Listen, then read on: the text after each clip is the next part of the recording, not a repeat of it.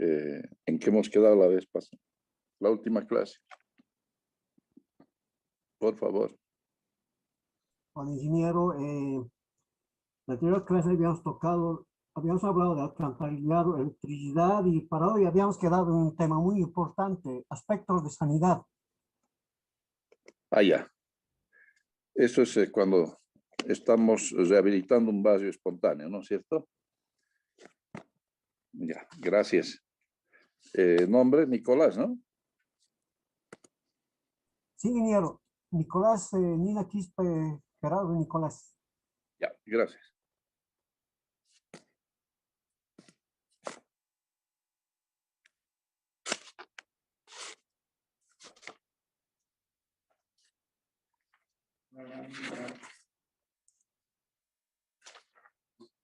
Bueno, entonces la clase pasada hemos conversado sobre saneamiento de estos vasos espontáneos, ¿no? Aspecto de potable, recolección de basuras, y luego hemos hablado de accesibilidad y electricidad, ¿no? La provisión de electricidad. Habíamos dicho que la electricidad es importante porque se puede iluminar las calles y eso da más sensación de seguridad. En realidad da más seguridad, no solo la sensación, ¿no? Lo que da sensación de inseguridad es más bien lo oscuro. Y en el caso de la accesibilidad, ¿no? Vamos a poner aquí.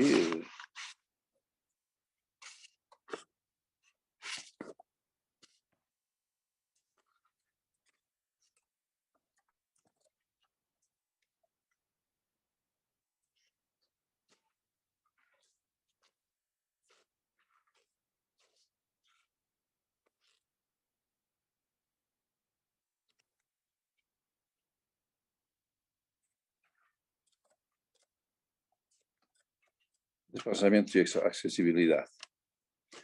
Y en ese caso, tenemos que pensar en el trazado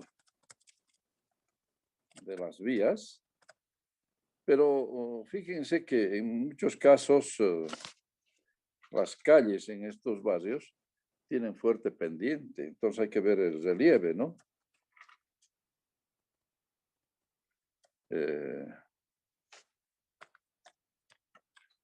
Fuerte pendiente, entonces significa que no se puede, no es apto para hacer una vía para que circulen carros, ¿no? Entonces hay que limitar eso, hay límites para las pendientes, subidas y bajadas, si quieren, ¿no? Entonces, también incluso puede estar involucrado aquí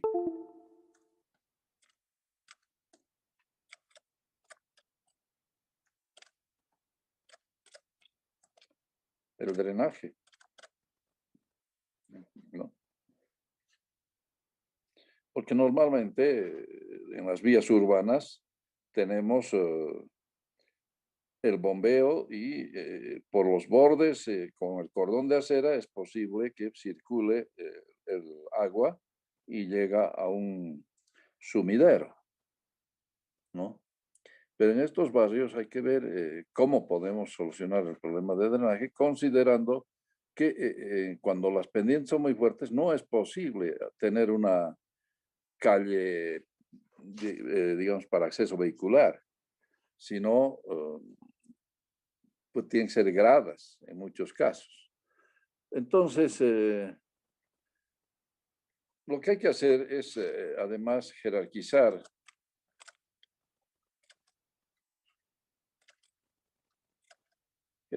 las vías, ¿no? Y esa jerarquía va a ser una red primaria,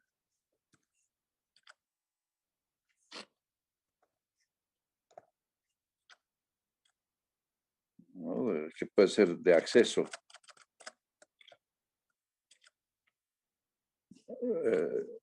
Es importante el acceso al vacío, ¿no? Entonces podemos poner una red primaria de acceso al vacío.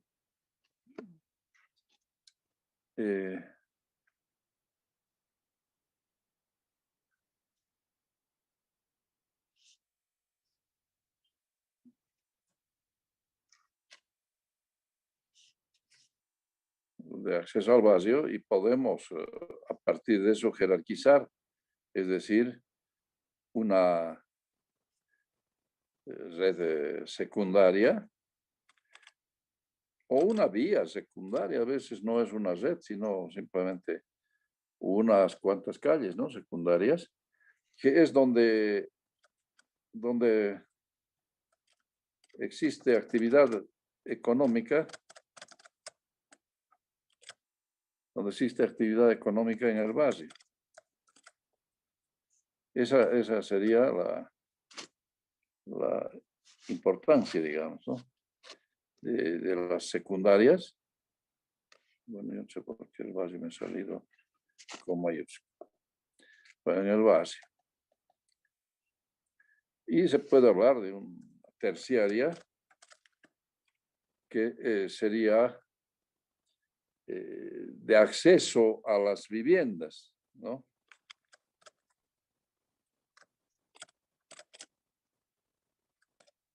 Y como les dije antes, este acceso a las viviendas puede ser incluso gradas,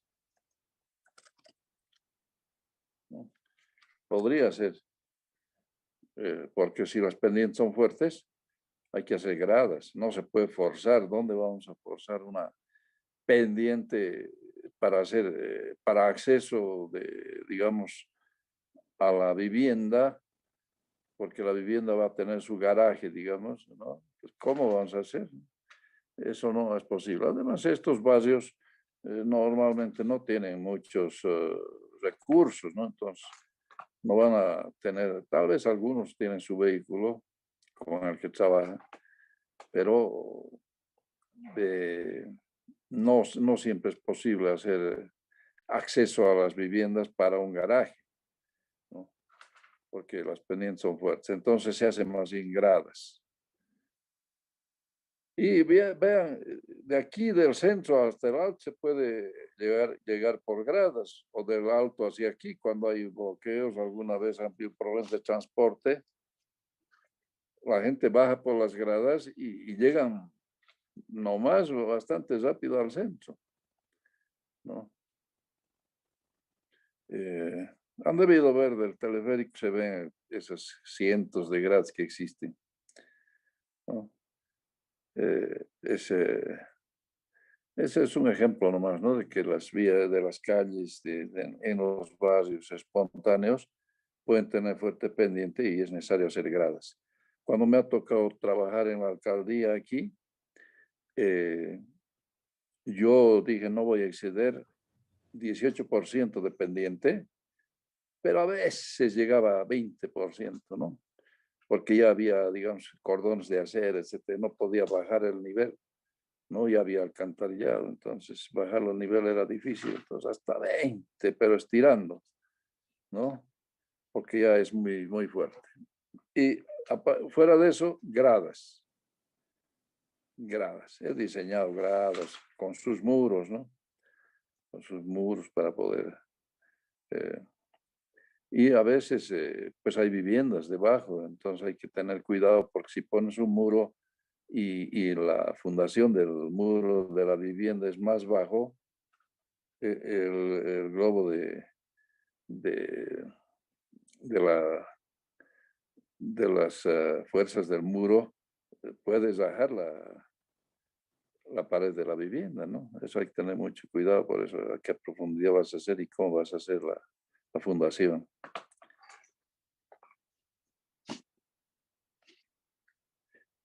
Bueno, esto es importante entonces dentro de estos barrios espontáneos, jerarquizar las vías. Lo que más importancia tiene para ellos es que se pueda acceder al barrio con vehículos. Eso les permitiría vehículos de urgencia, poder llevar materiales, ¿no? Y también favorecería para la recolección de basuras, porque se podría dejar un contenedor eventualmente ahí, ¿no? De otra manera, ya como les he dicho, la recolección de basura tendría que hacerse con microempresas, ¿no? Entonces, buscan los de los barrios un acceso y en muchos casos logran porque son personas que se mueven y están pendientes, están buscando la forma. Entonces, hay muchas soluciones imaginativas, ¿no?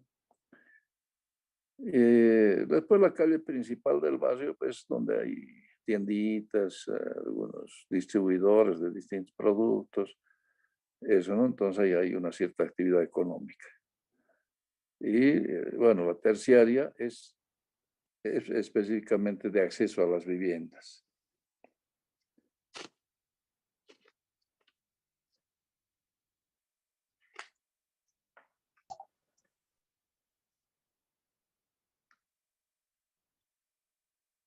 Hay un aspecto que vamos a ver ahora, que es importante también dentro de esto.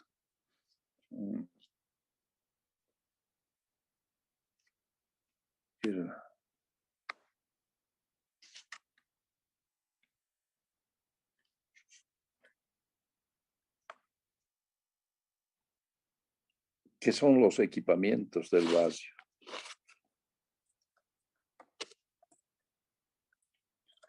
Equipamientos, ¿no?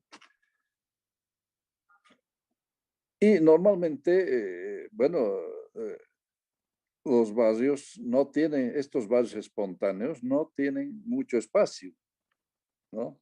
Incluso donde construyen sus viviendas son espacios pequeños, no son lotes extensos, ¿no? Entonces, es muy difícil el conseguir un espacio para equipamiento. Sin embargo, busca la gente, ¿no? De tener un pequeño espacio, por lo menos para un parque infantil, si es que hay muchos niños, ¿no? Entonces, hay que ver la situación, cuáles son las necesidades, ¿no? Para, aquí vamos a poner necesidades y dimensionamiento. O sea, en qué magnitud se requieren las cosas. Miren, aquí está diciendo dimensiona y miento. No sé quiénes serán los que mienten. Ya, equipamiento, situación, necesidades y dimensionamiento.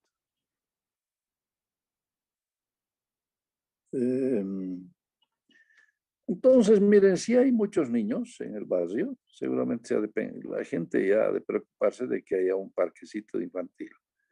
Y si hay niños más grandes, incluso pueden requerir una escuela, ¿no? Una escuela.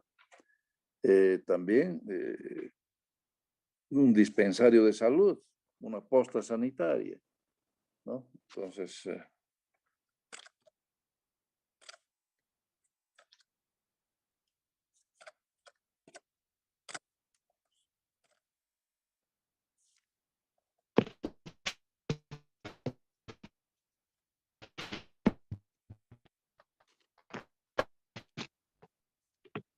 Mónica, pues, apague su micrófono.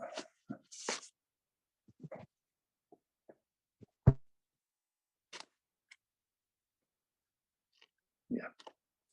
Entonces, escuela, posta sanitaria,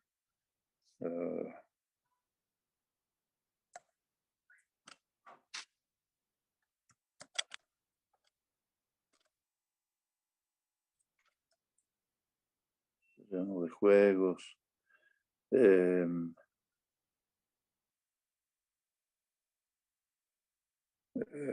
tal vez alguna oficina administrativa. Oficina administrativa.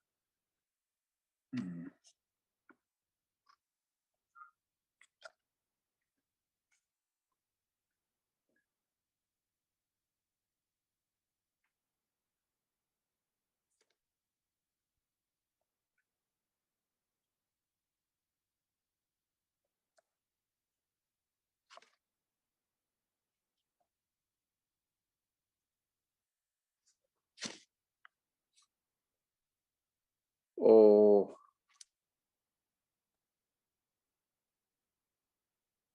bueno, ¿qué se les ocurre? Algo más en cuanto a equipamientos. Bueno, vamos a llevar un tema específico de equipamientos. Ahí vamos a ver equipamientos. Y bueno, pero es lo que en principio se nos ocurre, estaría esto, ¿no? Entonces, escuela, postsanitaria, oficina administrativa. Después hay otros equipamientos que surgen casi espontáneamente también, por ejemplo, la tiendita, ¿no? O el internet, ¿no? Porque es una necesidad que se tiene. Entonces, van surgiendo, ahora han surgido más cosas, se han dado muchas cosas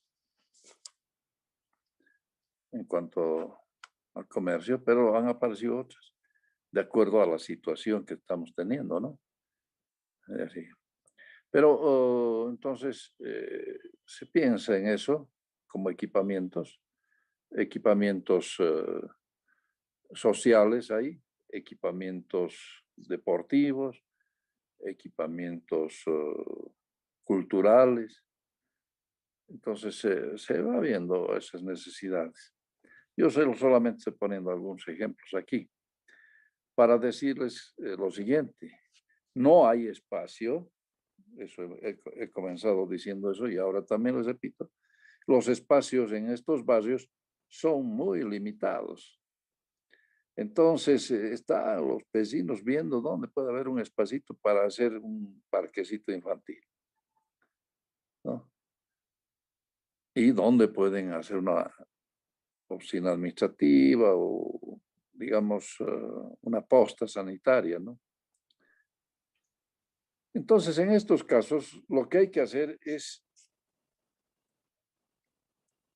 pensar en la polifuncionalidad, ¿no? Entonces, de aquí surgen los polifuncionales, que en otra época se han construido bastantes, ¿no? Los polifuncionales, es decir, un espacio que se utiliza para varias funciones.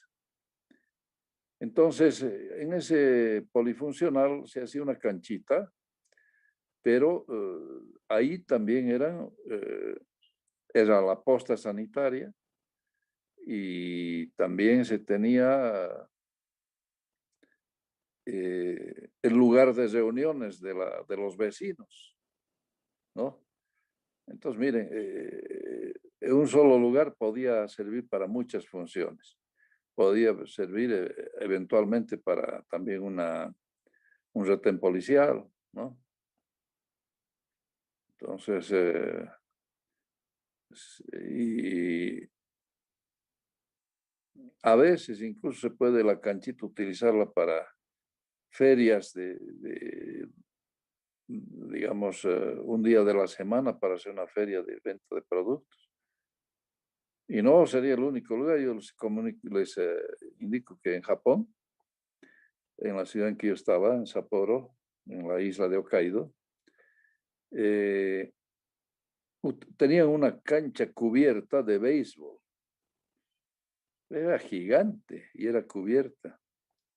Pero los domingos la utilizaban para armar un mercado. Él se llamaba Mercado de las Pulgas, ¿no? Entonces la gente iba ahí y pagaba un monto mínimo para poner su puestito ahí y vendían todo usado, casi como la 16 de julio, ¿no? Así, todo había, más que todo ropa, algunos artefactos electrónicos, eh, después cosas típicas del Japón, estos palitos con los que se come, algunas porcelanas, esas cosas, ¿no? Y la gente iba pues ahí. Y ves cosas raras, así un fierro, ¿para qué sirve este fierro? A ver si para poder masajearse la espalda. Yo no sabía que un fierro doblado podía ser para masajearse la espalda. Bueno, uno encuentra cosas así y va preguntando para qué es, ¿no? Pero venden más que todo así cositas usadas. Entonces, eso puede pensarse también hacer un polifuncional, en el polifuncional hacer funcionar una feria semanal de venta, puede ser para provisión de productos de primera necesidad, ¿no? Alimentos, esas cosas también. Entonces, el polifuncional puede ser una canchita, pero eventualmente puede ser también un lugar donde, de venta, o sea, un mercado, ¿no? Como les digo, este lugar la cancha tenía césped sintético, ¿no? Era una cancha de béisbol. Los japoneses juegan bastante béisbol. Entonces, ahí era la feria esta, la que llamaban Mercado de las Pulgas, ¿no? Es algo como la 16 de julio, pero esto lo hacían en un campo cerrado y con tiempo muy exacto en cuanto a... y cobraban el ingreso, ¿no? La gente que iba allá tenía que pagar por ingresar ahí y ahí ya sacaban algo, ¿no? Y a los que entrábamos nos ponían un sello que no se veía. Era un sello infrarrojo, ¿cómo se llama? Así, que si salías y querías volver a entrar, tu brazo tenías que poner a una luz negra y brillaba el sello que te habían puesto, ¿no? Son cosas interesantes. En principio no tienes nada, parece, ¿no? Pero eh, cuando quieres volver a ingresar, tienes que poner tu brazo a la luz y ahí se nota. Si no has pagado, bueno, tienes que pagar, ¿no? Era interesante, pero pues, algunos han conseguido, mis amigos, han conseguido cosas interesantes ahí. Había una peruana que ha comprado ropa un montón porque tenía una hijita y pucha, llevaba para su hijita. Yo le decía, pero no lleves tanto porque eh, los japoneses tienen otra contextura, tienen entonces otras medidas, ¿no?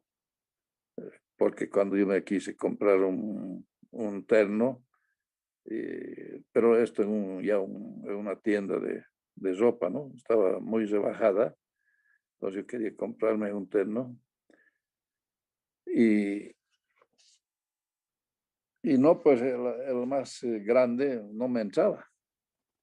Entonces le digo, esto no tiene más grande. Y me dice, no, tiene que ir a la zona de gordos, me dice. No, es que los japoneses normalmente son con textura delgada, ¿no? Entonces dicen, tienen que ir a donde gordos. No, pero hoy no está en liquidación, les digo, pues entonces me sale caro. No, y yo esa vez decidí no comprar nada de ropa en Japón, ni para mi familia, ni para mí, porque no valió la pena. Tienen otro corte, otras cosas, ¿no? Entonces, eso os digo, pero la peruana compró con 5 maletas, ha vuelto a su país. Como teníamos clase ejecutiva, entonces esa vez se podía llevar hasta 3 maletas, pero ella ha llevado 5. Yo no sé cómo ha hecho pesar, qué habrá hecho. No sé, ni me he comunicado con ella para preguntar. En cambio, yo no, una maleta nomás y les dije, no, voy a quedarme en Estados Unidos. No querían, pero yo hice una jugadita y muy especial y me quedé en Estados Unidos una semana. Ahí me he ido a comprar cosas. Me resultaba mejor y de acuerdo a nuestra contextura, un poco más de nuestra contextura, ¿no? Bueno, entonces, los polifuncionales pueden servir para eh, terreno de juegos, posta sanitaria, oficina administrativa, posta de orden policial. Miren, muchas funciones puede cumplir. Y eso es lo importante, porque como el espacio es pequeño, tenemos que pensar en la polifuncionalidad, ¿no? Entonces hay que agrupar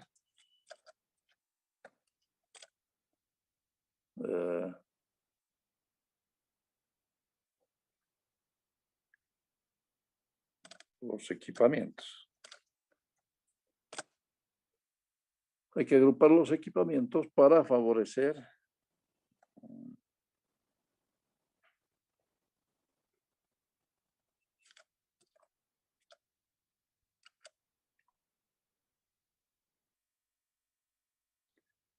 su uso, ¿no? Sí, bueno, sí. Entonces, esa es la idea, hay que agrupar los equipamientos, no poner esto para favorecer su uso.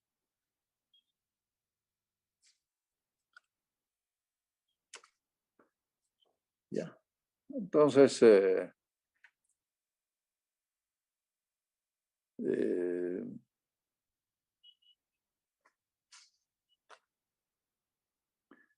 ahora, miren, cuando se interviene en uno de estos vasos y se lo está rehabilitando, se lo está en todo sentido, en los servicios, los equipamientos, entonces el barrio se está valorizando, ¿sí? Cobra más valor. Eso se llama plusvalía. Entonces tienen que ser los vecinos conscientes de que al intervenir en sus barrios se está valorizando su suelo. Porque además cuando se interviene y ellos permiten esa intervención, entonces se están favoreciendo ellos, ¿no? Por eso es que el municipio aquí, porque yo estoy hablando en general, pero no de un proyecto particular, el municipio aquí llevó adelante el programa Barrios de Verdad. Y para mí que ha sido un éxito, ha sido muy bien llevado, porque ha hecho que los vecinos se interesen por participar y ser un barrio de verdad. Entonces concursaban y al entrar a un concurso se están comprometiendo a cumplir, ¿no? Si es que ganan, a cumplir con lo que se les pida para poder hacer que su barrio sea un barrio de verdad. Entonces ahí hay un compromiso que en muchos casos, si no se hacía de esa manera, los vecinos no se hubieran comprometido. Pero también hay un compromiso de parte de las autoridades porque les están legalizando su base. Ya pueden mejorar su vivienda y mejorar el barrio, ya está dentro de barrios de verdad, se lo está mejorando, ¿no? Entonces, los vecinos pueden mejorar porque ya van a tener legalizados lo que tienen, su terreno, sus viviendas, y pueden mejorarlas, ¿no? Entonces, vamos a hacer otro cuadrito aquí. Bueno, entonces aquí tenemos los estados de un proyecto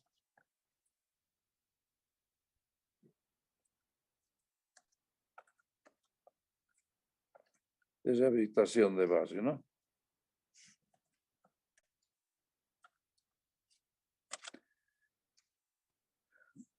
Entonces, el primer estado es la concepción, o sea, hacer el proyecto, la concepción, ¿no?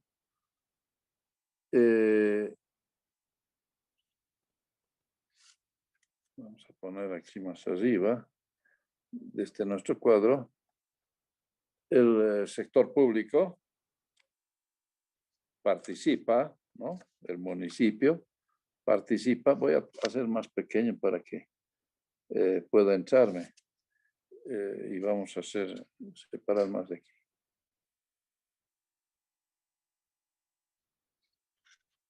Ya. Entonces participa el sector público.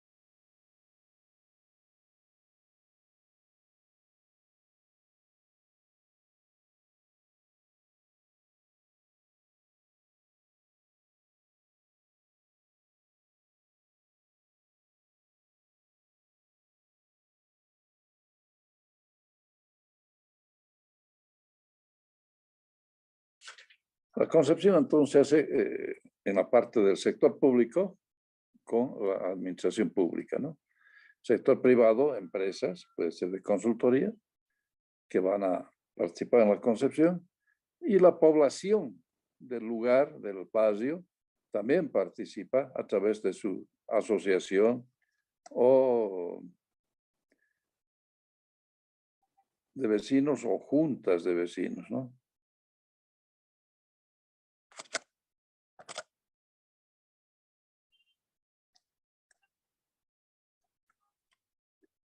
De vecinos.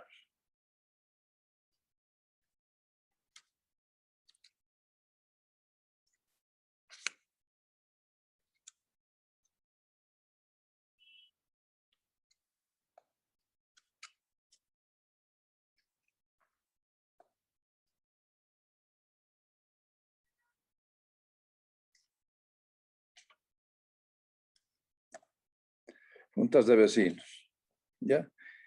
Esa sería la primera. Vayan poniendo sus nombres en el chat, comenzando por su apellido, ¿no? Por favor.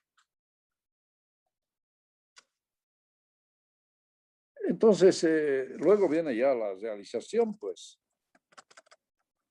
La realización. Entonces, en la realización también interviene la administración pública. Siempre el municipio está presente, ¿no? En la parte del sector privado, ya son empresas de construcción, por ejemplo.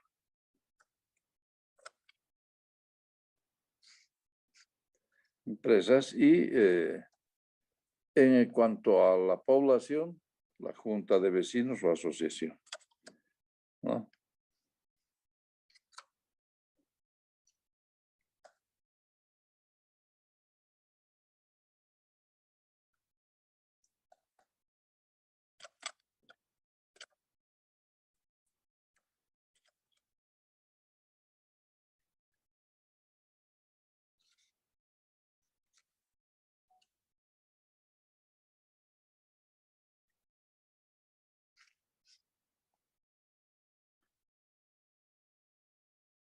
Entonces, siempre participa la administración pública y los vecinos. Y de la parte del sector privado, pues, empresas de distinto tipo, por ejemplo, en la parte de la concepción, consultoras, en la parte de la construcción o de la realización, constructoras. Ahora, claro, las empresas constructoras hay de distinto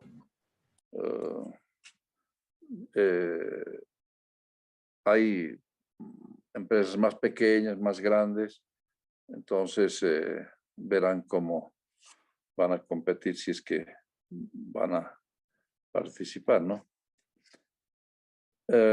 Ahora veremos la otra etapa, que es el funcionamiento. Ahí también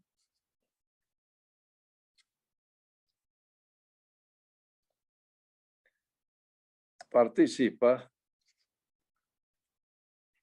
la administración pública. Y en el caso del sector privado,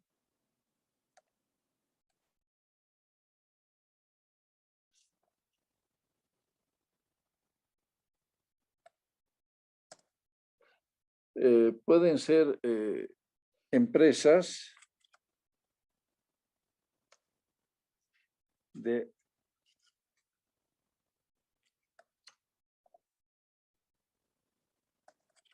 administración. Y ahí también participa la población. Entonces, un proyecto puede ser, por ejemplo, Barrios de Verdad, se concibe el proyecto, qué es lo que se va a hacer. Eso puede, la administración pública participa eventualmente contratarán empresas de consultoría o el mismo municipio podría hacer el proyecto, ¿no? Pero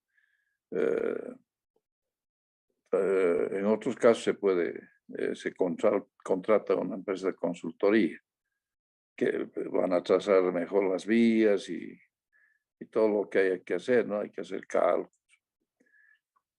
Y la Junta de Vecinos tiene que jugar un papel importante, ¿no? Pero no para obstruir, sino para colaborar para que el proyecto salga bien, ¿no?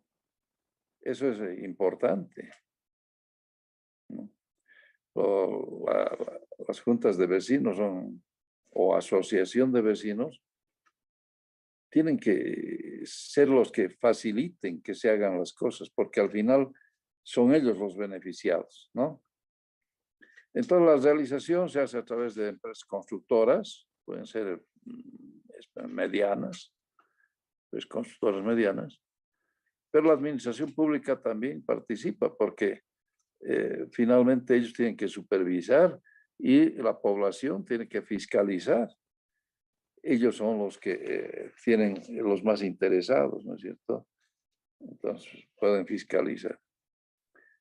Tienen que defender sus intereses, ¿no? Y el funcionamiento eventualmente, ¿no? Puede ser necesario en la fase ya de funcionamiento el administrar eso. ¿Por qué? Porque digamos el polifuncional se puede cobrar algo por utilizar la cancha o por utilizar para algún evento, ¿no? Entonces, ahí se puede cobrar. Como les decía en Japón, nos cobraban entrada y obtenían un buen ingreso porque iba harta gente a ese mercado de pulgas, ¿no? Inge, una consulta. Sí, por favor. En el caso de que, digamos, el municipio ya haya concluido una obra para una zona, por decir una cancha, o como usted mencionaba, un polifuncional, entonces, en ese caso, ¿a quién administra eso? ¿Son la junta de vecinos o sigue encargado el municipio? Eh, no, eso ya tienen que quedar en la etapa ya de concepción, ¿no? ¿Qué es lo que se va a hacer? ¿No? Porque a veces dan a una persona que administre y ese administrador se aviva y después quiere anotar en derechos reales como si fuera de él, ¿no? Usucapión, utilizan figuras que, bueno, hay gente que las sabe muy bien, esas cosas, ¿no? Entonces, pasa eso en canchas, todo, que por eso es que los vecinos tienen que estar muy atentos en esas cosas, porque al final, ¿para quiénes es esto? Es para ellos, ¿no? Entonces, si se va a obtener algún ingreso, que sea pues, para el mantenimiento, ¿no? Para mantener la cosa, no para que, como ha pasado en Tiwanaku, la administración de toda la parte arqueológica la ha tomado el municipio y resulta que cobran entradas, pero no hacen mantenimiento. Y cobran caro, ¿no? A los turistas extranjeros les cobran 100 bolivianos para ingresar al complejo arqueológico. A los nacionales creo que 15, no estoy no recuerdo mucho.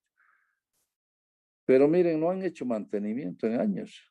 ¿Y qué ha pasado con el museo donde está el Bennett, el monolito Bennett? Pues estaba lleno de goteras. Entonces, ¿para qué lo hemos llevado el monolito que estaba aquí en el estadio hasta para devolverlo a su lugar de origen? Para que ahí no cuiden.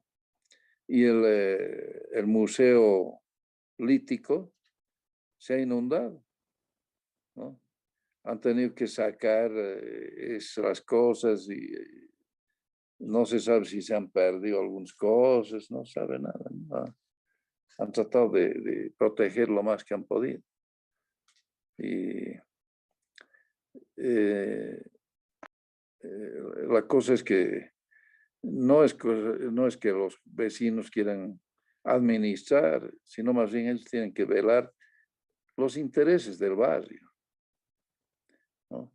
Entonces, pueden eventualmente como administrar ellos, pero también tienen que controlar que esos fondos sean declarados y sean utilizados pues para la polifuncional o de acuerdo a lo que se esté haciendo, ¿no?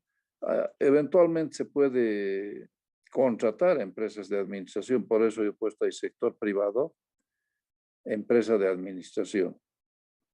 Hay empresas que se pueden especializar en este tipo de cosas y administrar, ¿no? Entonces, siempre va a haber un beneficio para, claro, un contrato de esos. Tiene que la empresa de administración sacar como empresa, tiene que tener una ganancia, pero ese hecho de administrar tiene que significar mantener en bien las cosas, ¿no? Entonces, eso se analiza, porque hay barrios que son más grandes, hay barrios que son más pequeños. Entonces, tiene que ser la Junta de Vecinos que juegue un papel importante, pero siempre comunicando a la administración pública, ¿no? Para que las cosas siempre se hagan adecuadamente. Entonces, eso sería, ¿no? Ahora, ¿cómo podemos financiar para hacer estas cosas? Como les digo, aquí barrios de verdad han concursado, el financiamiento ha venido de afuera. El Banco Mundial ha dado dinero. Yo recuerdo eso, el año 2007 dio $10 millones. Y subió y dio otros 10 millones más a los 2 años. Luego también el BID le ha dado dinero al municipio de La Paz. Entonces, el alcalde cuando viajaba a eventos internacionales, los dos logros más importantes que mostraba de su gobierno municipal eran barrios de verdad y las cebritas, que se han hecho famosas, ¿no? Ha habido videos que han salido, incluso les han entrevistado en cadenas internacionales, porque era un logro muy bueno, ¿no? Muy interesante, la forma como se ha conformado. En realidad, esos chicos han logrado hacer mucha amistad, ¿no? Una forma de trabajar con mucha imaginación, ¿no? Y había la mamá Zebra, que era una señora que muy hábil, que era bailarina y hacían teatro y todo. Entonces, les ha dirigido bastante bien, ¿no? La mamá Zebra. Son dos cosas importantes que ha tenido el municipio de aquí y que cuando el alcalde de Villa viajaba, mostraba eso y siempre le consultaban porque todos los países tienen barrios espontáneos, ¿no? Y tienen sus problemas en esos barrios espontáneos. En el Brasil, las favelas, ¿no? Y son barrios peligrosos. Han querido intervenir, hacer algunas cosas. Hasta Michael Jackson ha ido a grabar un disco, no veo, en una favela. Ha tenido que pagarles a los que manejaban la favela porque hay gente temible, ¿no? Entonces le han dado más bien protección. Entonces todos los países tienen, pero la cosa es cómo intervenir para mejorar las condiciones de vida y que se integren a la ciudad. No puede haber un barrio así ¿no? Que esté de esa manera. Y miren, se ve aquí, hay un barrio al subir por Teleférico Rojo, creo, muy pintoresco, muy interesante, ¿no? No sé qué se llama ese barrio. Las casitas se han pintado muy bien y se ve realmente atractivas, ¿no? Entonces, son cosas es cosa de usar la imaginación para hacer las cosas bien. Otra pregunta. Sí, por favor. Miguel, en el caso, digamos, que un barrio haya sido mal urbanizado y no tenga ningún área verde, pero al pasar el tiempo hay la necesidad de tener, por decir, un polifuncional, como usted mencionaba, ¿qué se hace en ese caso? Ya, primero dame tu nombre porque si no me voy a olvidar de anotar. Dos Ah, veces ya, me has preguntado. sí, Luis Efraín Poma. Ya, gracias. Bueno, sí, es otro aspecto que hay que pensar. Eso es muy importante, las áreas verdes, ¿no? Y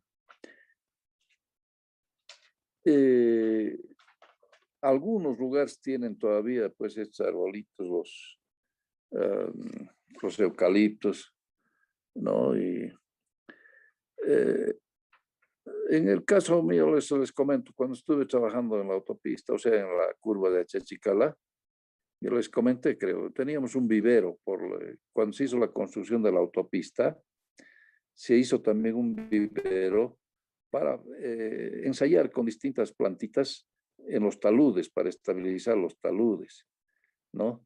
Y bueno, en el vivero quedaron todavía pinitos. Y nosotros los hemos plantado los pinitos en la curva de Chachicala y ahora ya están grandes. Yo lo estoy hablando de hace 25 años, ¿no? Y están una maravilla, ¿no? Entonces,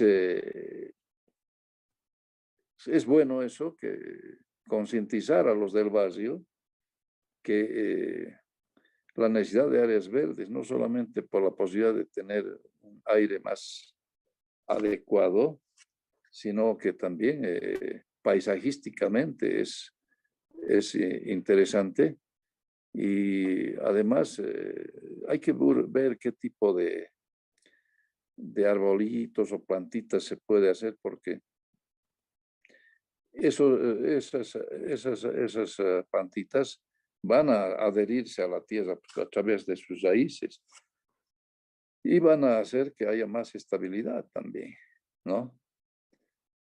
Pero no es bueno, eh, si es un relleno, no es tan bueno eso porque si, si hay infiltración de agua, entonces se carga, ¿no? Entonces hay que analizar eso del uso del suelo, cómo vamos a usar. Y si hay algo de posibilidades de hacer áreas verdes, sí, sí hay que, eh, indudablemente, ¿no? Ese es pues el vivir bien, el cuidar la madre tierra, a las áreas verdes. En muchos casos los loteadores que hacen ahorita el bosquecillo de Pura lo están loteando y están cortando los árboles. Y la alcaldía está tratando de evitar eso, pero a veces no tienen suficiente respaldo para hacer eso, ¿no? Los municipios, lastimosamente, pues son administraciones diferentes, ¿no? A nivel estatal, a nivel departamental, a nivel local, o sea, municipal. Y las entidades que deberían respaldar esto a veces actúan políticamente y no respaldan. Si llamas a la policía y no viene nunca, ¿no? Y, no, y eso yo los digo por experiencia propia. En el Servicio Nacional de Caminos hemos comprado unos terrenos en Mayasilla y se ha aplanado, se ha hecho un trabajo grande.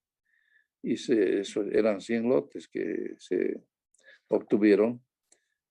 Y miren, el rato que hemos ido nosotros a querer hacer nuestra parrilladita, porque ya nos habían repartido los lotes, todo, resulta que habíamos contratado un micro y al ir, los loteadores se habían organizado ahí, pues, con los vecinos, o sea, con los campesinos de la zona, ¿no? Y nos han roto todos los vidrios del micro. Así el chofer ha sido valiente porque llovían piedras, ¿no? Pero aunque le llovían, ha hecho todo lo posible por dar la vuelta el micro y escapar. A los niños nosotros los hemos puesto bajo los asientos, ¿no? Las mujeres más se han quedado en el micro y nosotros hemos bajado, los hombres, para evitar que avancen más estos, tratando de evitar, pero ellos estaban con picotas, con asadones, tenían unos palos con clavos en la punta, sí, tremendo, ¿no? Entonces, los loteadores están, pues, lastimosamente, y esos son dirigentes de los comunarios, dicen, ¿no? Pero esos mismos dirigentes son de una zona o de otra. Los mismos de Mallasilla son los de Calajahuira, Chuquiaguillo, de por ahí. Son los mismos dirigentes. Porque el suelo es un bien que siempre tiene valor. Entonces los loteadores están metidos. Ya los hemos hecho tomar 3 veces presos y siempre salen. Y no podemos arreglar ya 25 años que no podemos arreglar. Y ahora han puesto sus carteles en el lugar, se venden lotes a precio económico, así. Y no podemos llegar nosotros. Y hay gente que está comprando y no sé con qué papeles, ¿no? Porque nosotros tenemos la propiedad. Ahora, claro, ya tenemos un juez que ha dictaminado, ya que se los cite a estos dirigentes, entonces los han citado, se han presentado y han dicho: yo me he de acoger a la ley del silencio, ¿no? Y no quieren declarar nada. Y entonces, claro, dentro de eso corre también harto dinero, ¿no? Los jueces también reciben. Ya sabemos, pues, que la justicia boliviana es como, bueno, no debería decirse esas cosas, pero dicen el amigo peruano, la justicia boliviana, es lo mismo, dicen. No sé, yo he tenido buenos amigos peruanos. Bueno, ya, no hablaremos más de eso. Eso sería en cuanto a las áreas verdes. Hay muchos intereses y las áreas verdes están desapareciendo y lo que necesitan las ciudades son áreas verdes. Hay contaminación. No les hablo de otras ciudades porque es más terrible todavía, ¿no? Pero vean nomás ese francés que ha llegado, que está dando un ejemplo, ha limpiado Uyuni, ha limpiado el lago Ururu, donde ha encontrado un cadáver incluso. En Cochabamba ha ido a limpiar el río Rocha. Al día siguiente de que han limpiado todo, ya han comenzado a echar basura otra vez. Y cosa increíble, ha encontrado una billetera y la ha devuelto al propietario de la billetera porque están sus documentos ahí, todos sus documentos. Cosas así como, bueno, eso es como anécdota, ¿no? Pero miren, una persona así viene a darnos un ejemplo de cómo hay que cuidar las cosas.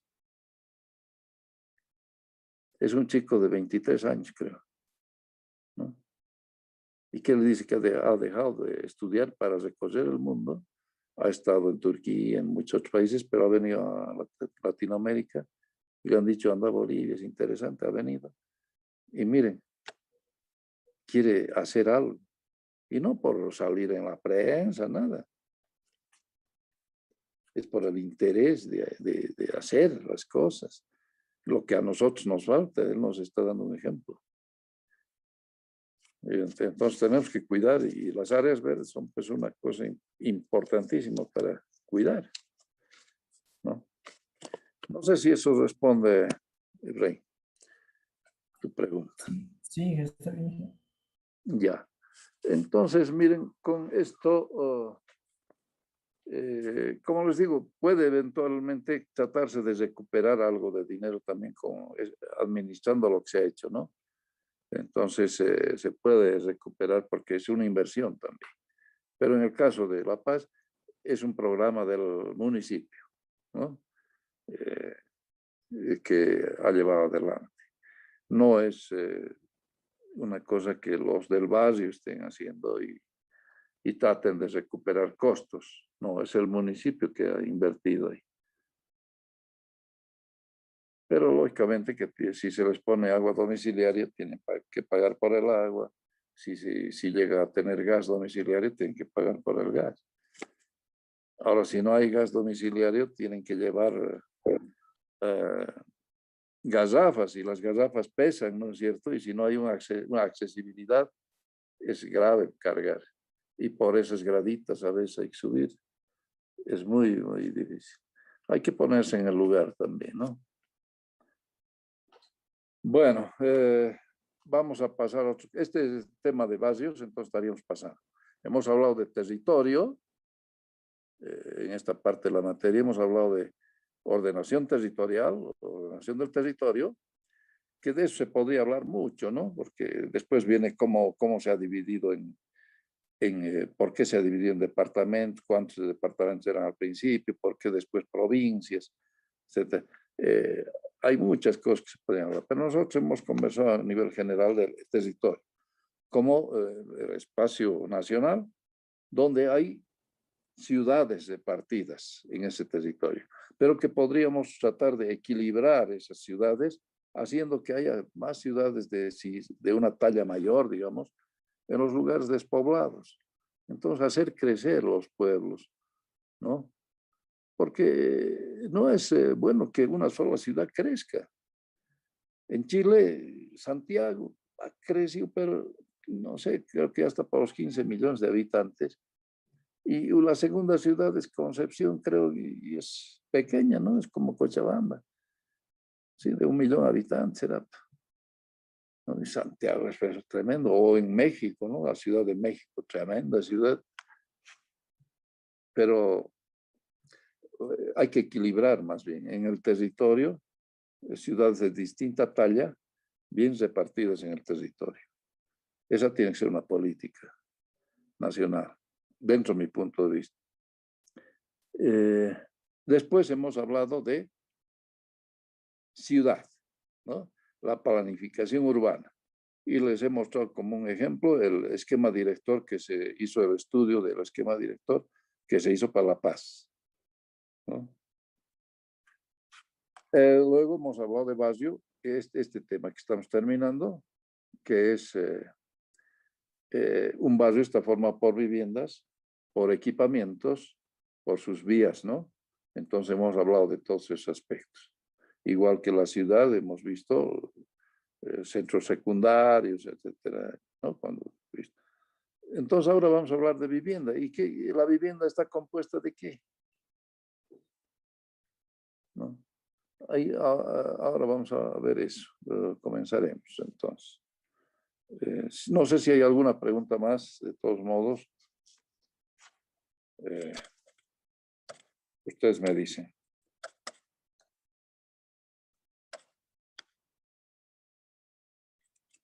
Producción de viviendas, ¿ya? Y aquí voy a referirme a la producción tradicional o vivienda tradicional.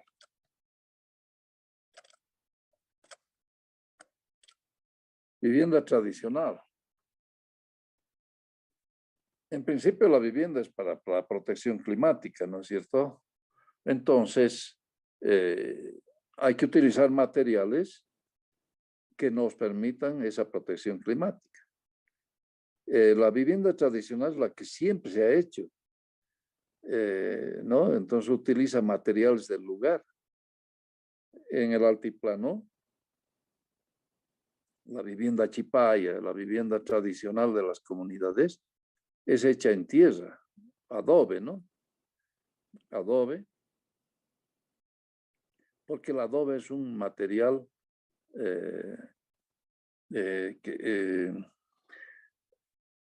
que evita la fuga de calorías. Entonces, es un material muy adecuado a las condiciones climáticas del altiplano porque es frío, entonces evita la fuga de calorías, ¿no? Y el techo lo hacen con también vaso, ¿no? Con algunos tejidos de plantas, pero cubierto de vaso. Esa es la vivienda tradicional en los lugares fríos y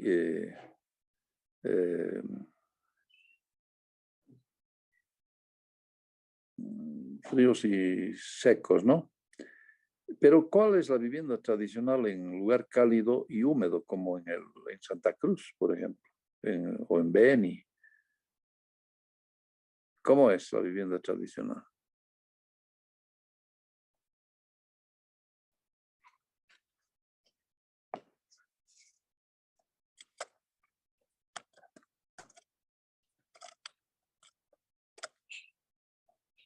¿Alguien me puede decir o le pregunto?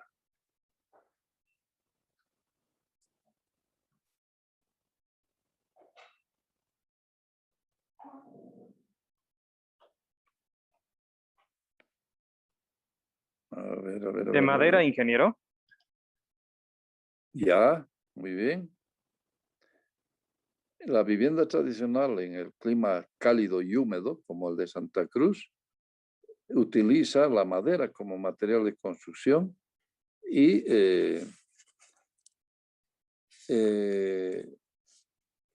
unos tejidos de las palmeras para la jatata, es un tipo de palmera, con el que hacen el techo, ¿no?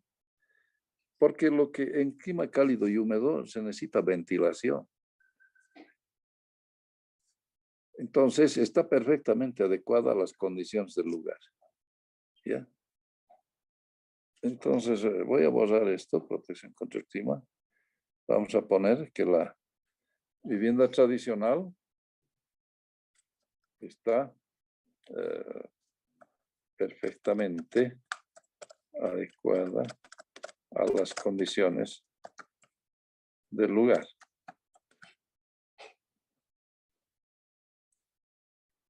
¿No? Se había escrito mal esto.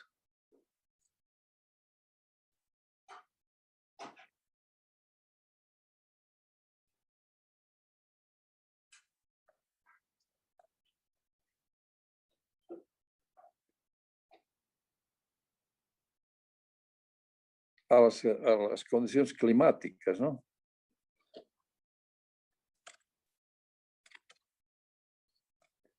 Pero inicialmente vamos a poner que utiliza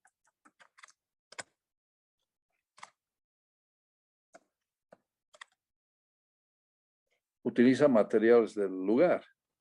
Está perfectamente adecuada a las condiciones climáticas del lugar, ¿no? Y además, un aspecto adicional que es importante es, son homogéneas. Son homogéneas. Es decir, se parecen una a otra. Si ustedes ven las viviendas chipayas, los uruchipayas, ¿no? Que se pasaba por ahí antes en el ferrocarril que iba de La Paz a Oruro, se pasaba cerca de estas viviendas. Entonces, se podía ver, son circulares, hechas de adobe y ¿no? De tierra. Es interesante, se ha estudiado eso. Incluso hay una película antiquísima, se llama Vuelve Sebastián. Sebastián era una niña, ¿no? Y ahora ya, creo viejita, no sé si ha fallecido ya. Estaba muy bien.